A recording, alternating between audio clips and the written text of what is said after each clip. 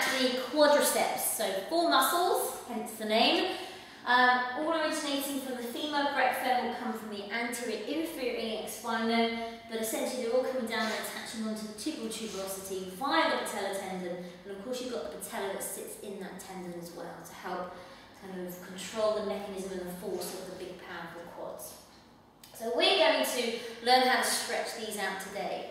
So what we're going to do, excuse me, is I'm going to do this side leg here. So as we know, the quads extend us at our knees joints, and we need to have the leg in extended position.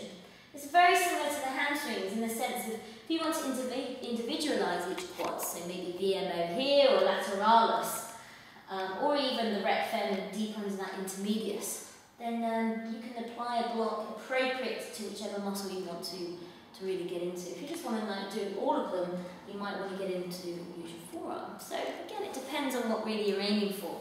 So let's just show you all through rec fem and lateralis and lateral lock. So leg into extension.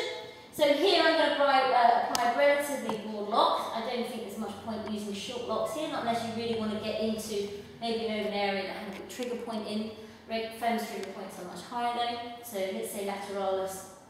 I just want you to get into that area where the trigger points are. Then you might want to use a short lock. But let's use a broad lock for the point of this demonstration. So come in here, I'm going to come in with my fists. I'm a big fan of keeping your wrists in alignment with everything. And then you're going to bring and take the knee down into flexion. Angling up, so here I'm doing a relatively superficial block because I'm doing rec fem. If I want to get into intermedius, it's deeper, it's more angled, it's 45 degrees up towards the origin as I take my client's leg back into flexion.